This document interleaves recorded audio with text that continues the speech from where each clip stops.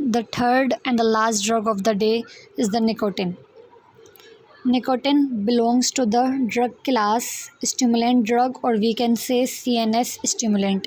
Basically जो nicotine है ना वो डायरेक्टली जाकर CNS को स्टिमुलेट करती है और बहुत सारे हार्मफुल इफ़ेक्ट प्रोड्यूस करती है. इसीलिए स्मोकिंग की एड में स्टार्टिंग में यही होता है कि निकोटिन और smoking is injurious to health, be careful वगैरह. ठीक है, तो निकोटिन जो है ना वो जाकर CNS को स्टिमुलेट करती है और हार्मफुल इफ़ेक्ट प्रोड्यूस करती है.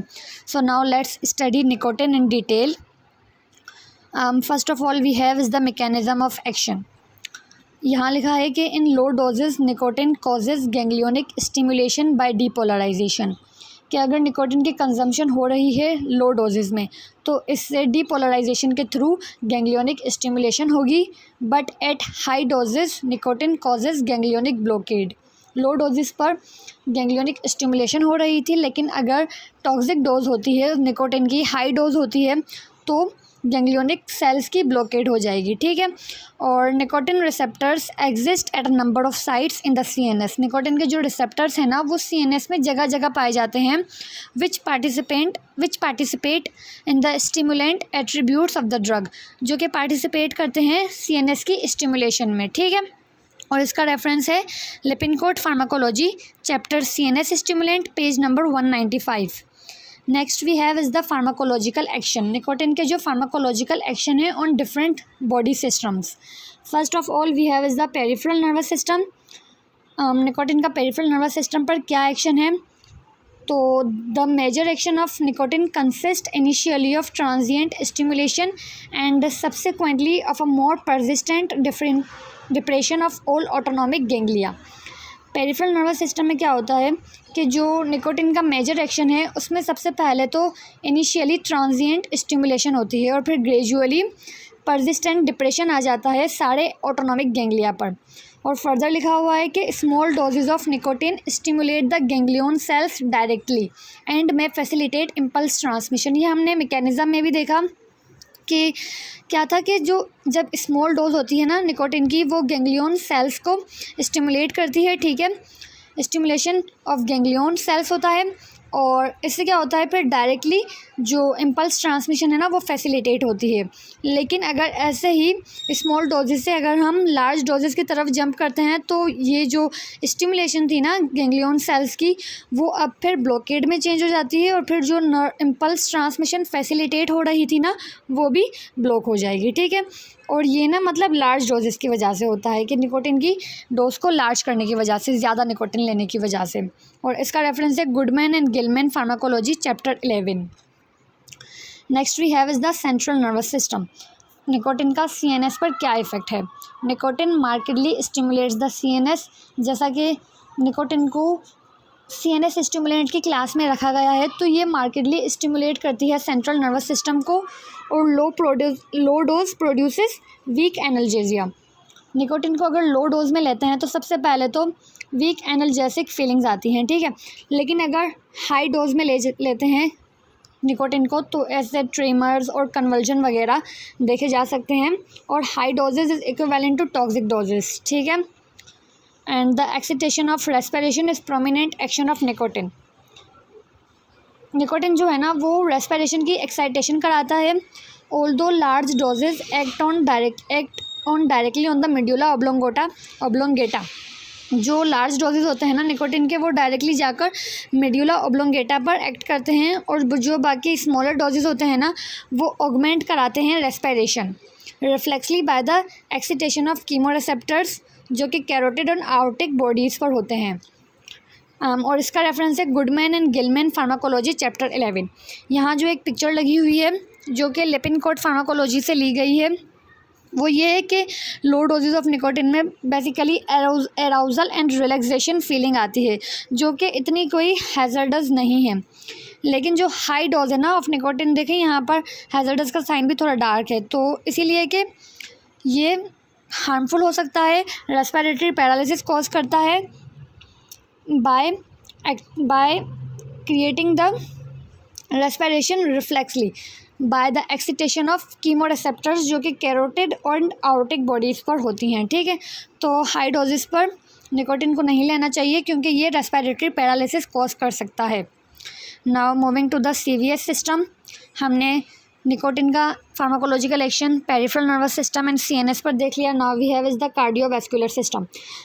यहाँ क्या है कि व्हेन एडमिनिस्ट्रेड इंट्रावेनसली, कि जब IV से निकोटिन लिया जाता है, nicotine characteristically produces an increase in heart rate and blood pressure. Nicotine जो होता है ना वो कैरेक्टरिस्टिकली प्रोड्यूस करता है increase in heart rate and blood pressure increase करता है, ब्लड और हार्ट रेट इंक्रीज़ करता है। The latter is usually more sustained. In general, the cardiovascular responses to nicotine are due to stimulation of sympathetic ganglia and the adrenal medulla. Nicotine के जो effect आते हैं ना CVS पर, वो किस वजह से होते हैं? वो होते हैं due to the stimulation of sympathetic ganglia and the adrenal medulla. और इसके साथ साथ निकोटिन के जो बॉडी में एडमिनिस्टर होने के साथ जो सिंपैथेटिक नर्व एंडिंग से कैटेकोल अमाइन जो रिलीज़ होते हैं या डिस्चार्ज होते हैं, उसकी वजह से भी निकोटिन का इफ़ेक्ट आता है CVS पर कार्डियोवैस्कुलर सिस्टम पर। ठीक है, now next we have is the GIT, gastrointestinal tract, जो combined activation of parasympathetic ganglia and cholinergic nerve ending by nicotine result in increase tone and motor activity of the bowel. Nicotine से क्या होता है, जो parasympathetic ganglia है और जो cholinergic nerve ending है, दोनों के साथ में एक्टिवेशन, कंबाइंड एक्टिवेशन हो जाती है और इसी वजह से जो GIT की टोन जो होती है, ठीक है, जो मसल्स की टोन होती है वहाँ की, वो बढ़ जाती है और जो बॉवल मूवमेंट होती है ना वो भी तेज़ हो जाती है। ठीक है, ऐसा डायरिया होता है, डायरिया हो सकता है। और इसका रेफरेंस है Goodman and Gilman pharmacology chapter 11। Now moving further we have is the how many types of nicotine receptors are in the body. There are total of 11 genes. Basically 11 gene होते हैं कि जिसे हम कहते हैं निकोटिनिक एसिटाइल कोलिन रिसेप्टर्स, के जिन पर जाकर निकोटिन बाइंड हो सकता है। और ये फिर डिफ्रेंशिएट होते हैं अल्फ़ा और बीटा में। अल्फ़ा और बीटा इनके सब यूनिट्स होते हैं और ये बेसिकली आइडेंटिफाई हुए हैं in the human central nervous system. 8 जो है ना वो अल्फ़ा सब यूनिट्स होते हैं, alpha 2, alpha 7, alpha 9 and alpha 10। ठीक है, और भी बहुत सारे होंगे, लेकिन ये अल्फ़ा 2, अल्फ़ा 7, 9 एंड 10 जो है ना उनमें निकोटिन का प्रोमिनेंट एक्शन होता है। और जो बाकी 3 है ना वो बीटा 2 एंड बीटा 4, लेकिन जो है निकोटिन का एक्शन वो बीटा 2 एंड 4 में देखा गया है। Now the location, nicotinic receptor function within the central nervous system and the neuromuscular junction। ठीक है, यहाँ पर इनकी लोकेशन होती है और जो फंक्शन है ना इन सारे 11 जीन्स का वो ये है कि वो डीपोलराइज करवाते हैं सेल्स को and active voltage gated ion channels. ठीक है, यहाँ देखो कि active voltage gated ion channel है ना वो यहाँ पर रेस्टिंग स्टेट में क्लोज होता है। ठीक है, क्लोज होता है तो जो सोडियम है और जो कैल्शियम है वो सेल के अंदर नहीं जा पाता। ठीक है, लेकिन जैसे ही एक्शन पोटेंशियल अराइज होता है और फिर जो ये वोल्टेज गेटेड सोडियम चैनल है ना वो ओपन हो जाता है और फिर जो सोडियम और कैल्शियम है वो अंदर जाने लगते हैं। लेकिन फिर डिसेंसिटाइजेशन के बाद, डीपोलराइजेशन के बाद अगेन ये जो है ना वो बंद हो जाएगा वोल्टेज गेटेड सोडियम चैनल, और फिर वही जो सोडियम और कैल्शियम है ना वो अंदर नहीं जा पाएगा। और इसकी स्टिमुलेशन से ना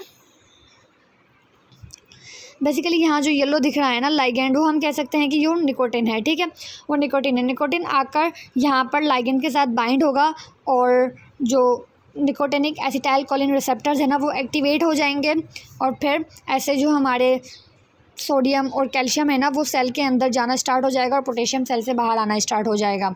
और ऐसे ये जो रिसेप्टर्स है ना वो फंक्शन करते हैं। ठीक है, next we have is the pharmacokinetics. Because nicotine is highly lipid soluble, absorption readily occurs via the oral mucosa, lungs, GI mucosa and skin। Nicotine जो है ना वो हाईली लिपिड सॉल्युबल है, इसीलिए जो एब्जॉर्प्शन होती है ना वो भी रेडिली हो जाती है। कैसे? Through the oral mucosa, lungs, GI mucosa और स्किन के थ्रू। ठीक है, और nicotine crosses the placental membrane and is secreted in the breast milk. Nicotine जो है ना वो हाई लिपिड सॉल्युबल है, हमने यहाँ देख लिया।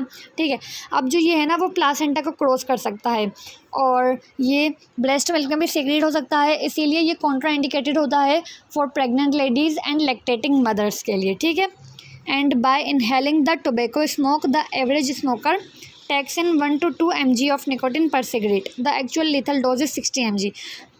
जो एवरेज स्मोकर है ना वो अप्रोक्सीमेटली लेता है 1 to 2 mg ऑफ निकोटिन पर सिगरेट, और फिर ऐसे उसे एडिक्शन हो जाती है जो कि फिर हार्मफुल इफेक्ट प्रोड्यूस कर सकती है। और जो एक्चुअल लीथल डोज है ना वो 60 mg है, ठीक है। और इसका रेफरेंस है Lippincott pharmacology chapter CNS stimulant, page number 196।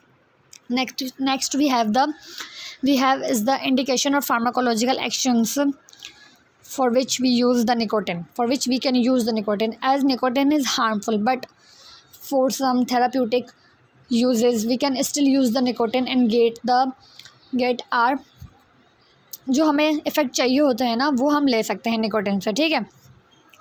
सो यहाँ लिखा है कि nicotine has therapeutic potential for list of common illnesses. Nicotine जो है ना उसके थेराप्यूटिक पोटेंशियल है ट्रीट करने के लिए कॉमन इलनेसेस को, कि जिसमें है हमारे पास Alzheimer disease, Parkinson disease, depression and anxiety, schizophrenia, attention deficient, hyper activity disorder, pain and obesity. Pain को कैसे कम करता है निकोटिन? बेसिकली पेन में क्या होता है कि बीटा एंडोर्फिन्स बहुत ज़्यादा रिलीज़ होते रहते हैं, तो फिर नहीं, पेन में ना बीटा एंडोर्फिन्स रिलीज़ नहीं होते, और निकोटिन को लेने की वजह से बीटा एंडोर्फिन्स रिलीज़ होने लगते हैं, और फिर ऐसे पेन की फीलिंग्स नहीं आती। और ADHD में हम निकोटिन को यूज़ कर सकते हैं। इसके अलावा अटेंशन डेफिशिएट के जो लोग वैसे ही काफ़ी लोनली फील करते हैं तो वो भी निकोटिन के यूज़ करने से अटेंशन डेफिशिएट नहीं होंगे, और फिर उनमें कॉन्फिडेंस भी आएगा। और इसके अलावा पार्किंसंस डिजीज़ और अल्जाइमर डिजीज़ में भी निकोटिन को यूज़ किया जा सकता है। अब कॉन्ट्रा इंडिकेशन जो है कि अगर डॉक्टर कोई प्रेस्क्राइब करता भी है तो उन्हें इन सारी चीज़ों को ख्याल करना पड़ेगा पेशेंट में, कि before prescribing nicotine as a medication doctor और pharmacist should know about patients medical history, ठीक है। कभी भी किसी पेशेंट को निकोटिन प्रेस्क्राइब करने से पहले जो डॉक्टर है या फार्मासिस्ट वगैरह है, ठीक है, उसको पेशेंट की मेडिकल हिस्ट्री के बारे में पता होना चाहिए, specially if any blood vessel disease, कि अगर कोई ब्लड वेजल की डिजीज़ है या डायबिटीज़ है या हार्ट डिजीज़ में हमने देखा था ना कि निकोटिन का CVS पर क्या इफ़ेक्ट होता है कि वो हार्ट रेट और ब्लड प्रेशर को इंक्रीज़ करता है, ठीक है। तो अगर किसी को ऑलरेडी टेकीकार्डिया है या हाइपरटेंशन है तो वो निकोटिन नहीं ले सकता, क्योंकि फिर उसकी कंडीशन और ज़्यादा सीवियर हो सकती है। अगर किसी को चेस्ट पेन है या इरेगुलर हार्ट बीट है, ठीक है, तो फिर वो निकोटिन को नहीं ले सकता। इसके अलावा हाई ब्लड प्रेशर और इम्पेयर्ड लिवर और किडनी डिजीज़ में निकोटिन को कंज्यूम नहीं कर सकते, कि वो इन ऑर्गन्स यानी कि लिवर और किडनी को और ज़्यादा डैमेज कर सकती हैं, ठीक है। Next we have is the adverse effect और साइड इफ़ेक्ट ऑफ निकोटिन। तो जो एडवर्स इफ़ेक्ट है निकोटिन के वो डिफरेंट होते हैं डिफरेंट बॉडीली फंक्शंस पर। अगर हम सेंट्रल की बात करें तो वो लाइट हेडेडनेस आएगा, उसमें हेडेक और स्लीप डिस्टर्बेंसेस के निकोटिन की यूज़ की वजह से हेडेक हो सकता है और सोने में डिस्टर्बेंसेस हो सकती हैं, स्लीप शेड्यूल जो है वो इरेगुलर हो जाएगा। इसके अलावा लंग्स में ब्रोंकोस्पाज्म एडवर्स इफ़ेक्ट में आता है, और हार्ट में हमने देखा कि इंक्रीज या डिक्रीज हार्ट रेट होगा एंड इंक्रीज ब्लड प्रेशर, ठीक है। और इसके अलावा मस्कुलर में निकोटिन की कॉन्ट्राइंडिकेशंस में ट्रीमर्स और पेन है। हार्मोनल में ये है कि high insulin and insulin resistance, और GIT में है nausea, dry mouth and dyspepsia. इसके अलावा निकोटिन के एडवर्स इफेक्ट में जॉइंट पेन भी इंक्लूड है। Next we have is the interactions, कि निकोटिन को किस ड्रग के साथ यूज़ करने में क्या इफ़ेक्ट प्रोड्यूस हो सकते हैं। तो अगर निकोटिन को हम यूज़ करेंगे एसिब्यूटोलोल ड्रग के साथ तो फिर क्या होगा, इसके इंटरेक्शन में दोनों ड्रग्स आपस में इंटरेक्ट करेंगी और द रिस्क और severity of adverse effect can be increase. तो जो एडवर्स इफेक्ट है ना निकोटिन के, तो उनकी सीवियरिटी में इंक्रीज़ हो सकता है, ठीक है, एसिब्यूटोलोल को साथ में यूज़ करने से, इन दोनों के इंटरेक्शन से। Next we have is the acetaminophen. Acetaminophen hepatotoxic activities होती है, यानी कि वो लिवर को हार्म प्रोड्यूस करती है वैसे ही। लेकिन अगर एसिटामिनोफेन को निकोटिन के साथ यूज़ किया जाए और फिर वो दोनों ड्रग्स आपस में इंटरेक्ट करेंगी तो निकोटिन जो हेपाटोटॉक्सिक एक्टिविटीज़ है ना एसिटामिनोफेन की, उनकी एक्टिविटीज़ को इंक्रीज़ कर देगा और ज़्यादा। Next we have is the acetyl choline. Acetyl choline का वही सेम एसिड-ब्यूटोलोल की तरह होता है कि वो एडवर्स इफेक्ट को इंक्रीज़ कर सकता है। Next we have is the acyclovir drug, और ये भी सेम है इसका कि ये भी सीवियरिटी ऑफ एडवर्स इफेक्ट को इंक्रीज़ कर सकता है। Last we have is the adenosine. Adenosine का निकोटिन के साथ इंटरेक्शन में ये होता है कि निकोटिन में इंक्रीज़ द एट्रियोवेंट्रिकुलर ब्लॉकिंग, जो एवी नोड होता है ना उनकी ब्लॉकिंग को इंक्रीज़ कर देगा, ठीक है, दोनों का इंटरेक्शन। और फिर टैकीकार्डिक एक्टिविटीज़ ऑफ एडिनोसिन, तो ये एक हार्मफुल इफेक्ट है, इसीलिए एडिनोसिन और निकोटिन का साथ में यूज़ नहीं करना चाहिए, ऐसे ये वाला हार्मफुल इफेक्ट प्रोड्यूस हो सकता है। Next we have is the doses and frequency. Although nicotine is injurious to health, but sometimes for treating some disease like Alzheimer disease और पार्किंसन डिजीज़ निकोटिन को यूज़ किया जाता है। तो इसके रिकमेंडेड डोज ये है कि 1 to 2 sprays in each nostrils every hour for up to 3 months, और जो इसका मैक्सिमम डोज है ना वो 40 mg पर डे है, इससे ज़्यादा डोज नहीं लेना वरना हार्मफुल इफ़ेक्ट प्रोड्यूस होंगे।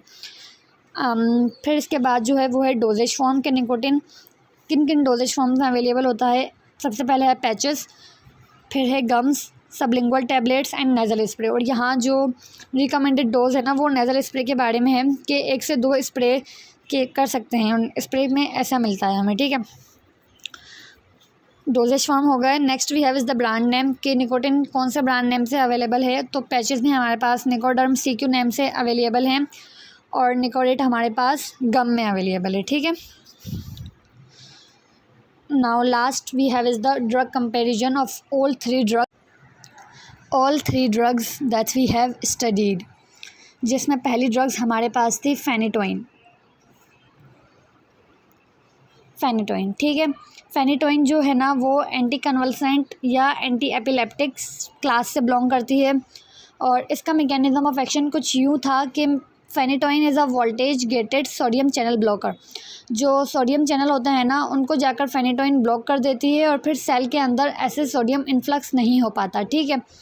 तो हम ये कह सकते हैं इसके मैन इफ़ेक्ट में कि फेनिटोइन प्रिवेंट सीजर्स जो होते हैं ना उनके 2 तरह के फेज़ होते हैं, एक टॉनिक और एक क्लोनिक, ठीक है, टॉनिक और एक क्लोनिक। तो टॉनिक फेज़ की ट्रीटमेंट कैसे होती है, इसमें ना बेसिकली डीपोलराइजेशन होती है मसल्स की, तो इसको हम ट्रीट कर सकते हैं बाय यूजिंग फेनिटोइन जाकर सोडियम चैनल्स पर बाइंड हो जाएगा और ऐसे सोडियम अंदर नहीं आएगा, तो टॉनिक फेज़ की ट्रीटमेंट हो जाएगी। और इसके अलावा जो फेनिटोइन है ना उसका मैकेनिज्म ऑफ एक्शन ये भी था कि ये कैल्शियम चैनल्स पर जाकर भी बाइंड हो जाती है और फिर कैल्शियम का इन्फ्लक्स नहीं होता, कि जिसकी वजह से फिर कैल्शियम जो ज़रूरी होता है कॉन्ट्रैक्शन के लिए और कॉन्ट्रैक्शन नहीं हो पाती, तो क्लोनिक फेज़ जो होता है ना सीजर्स का वो भी ट्रीट हो जाता है। तो फेनिटोइन का ट्रीटमेंट टॉनिक क्लोनिक सीजर्स में होता है, ठीक है। देन हमारे पास सेकंड ड्रग थी लोरासिडोन, एटिपिकल एंटीसाइकोटिक, और ये बिलोंग करती है to the class antipsychotic 2nd generation, ठीक है। ये 2nd जनरेशन ड्रग है और इसका मैकेनिज्म ऑफ एक्शन ये था कि ये नॉन सेलेक्टिवली बाइंड होती है डोपामिन D2 रिसेप्टर्स पर, और जो सेरोटोनिन के कुछ रिसेप्टर्स होते हैं जैसे 5-HT1A, 5-HT2A और 5-HT7, इन पर इनको ब्लॉक करती है, एंटागोनाइज करती है, किसी को पार्शियली तो किसी को full antagonist at dopamine D2 and 3 different type of serotonin receptor, ठीक है। और इनको ब्लॉक करने से lurasidone is an atypical antipsychotic used to treat schizophrenia. इन सारे रिसेप्टर्स पर बाइंड होकर शिज़ोफ्रेनिया को ट्रीट करता है लोरासिडोन, और इसके अलावा जो बाइपोलर डिसऑर्डर होता है ना उसका भी ट्रीटमेंट हो सकता है लोरासिडोन से। और थर्ड हमारे पास ड्रग है निकोटिन, ये CNS स्टिमुलेंट है, ठीक है, क्लास है इसकी CNS स्टिमुलेंट। और निकोटिन जो है ना वो mainly show it's action through specific nicotinic acetyl choline receptors located in brain. हमने देखा था कि ये जो है ना निकोटिन वो ब्रेन में कुछ जो निकोटिनिक एसिटाइल कोलिन रिसेप्टर्स होते हैं ना वहाँ जाकर बाइंड होती है और फिर अपना एक्शन प्रोड्यूस करती है, और जो मेन इफेक्ट मिलता है ना वो हमें increase in blood pressure, increase in heart rate and stimulate release of adrenaline. हमने ना फार्माकोलॉजिकल एक्शन सारे देखे थे कि पेरिफेरल नर्वस सिस्टम में ये लो डोजेज़ में गैंग्लियोनिक स्टिमुलेशन कॉज करवाती है और हाई डोजेज़ में गैंग्लियोनिक ब्लॉकेड, और इसके अलावा CVS पर हाई हार्ट रेट करती है लाइक हाइपरटेंशन और टैकीकार्डिया कॉज करती है, और इसके अलावा जो GIT पर जो बॉबिल की मूवमेंट होती है वो तेज़ हो जाती है, ठीक है। तो ये है हमारे पास ड्रग कंपैरिजन फेनिटोइन, लोरासिडोन और निकोटिन का। Phenytoin voltage gated sodium channel blocker है। लोरासिडोन नॉन सेलेक्टिव ड्रग है जो कि डोपामीन और सेरोटोनिन के कुछ रिसेप्टर्स पर जाकर बाइंड होती है, ब्लॉक करती है फिर। और निकोटिन जो है ना वो एक CNS स्टिमुलेंट है जो कि निकोटिनिक एसिटाइल कोलिन के रिसेप्टर्स पर जाकर बाइंड होती है। और जो फेनिटोइन है वो टॉनिक क्लॉनिक सीजर्स को की ट्रीटमेंट में यूज़ होता है, और लोरासिडोन शिज़ोफ्रेनिया की ट्रीटमेंट में यूज़ होता है। और जो निकोटिन है ना वो हमारे पास हमने देखा था कि अल्जाइमर डिजीज़, पार्किंसन डिजीज़, इसके अलावा पेन और ओबेसिटी की सिचुएशन में भी निकोटिन को यूज़ किया जा सकता है। और ये जो सारा मटेरियल था ना इस स्लाइड में वो लिपिन कोड से लिया गया है, मेडस्केप एक वेबसाइट है वहाँ से, और इसके अलावा गुडमैन एंड गिलमैन फार्माकोलॉजी। अल्लाह हाफिज़।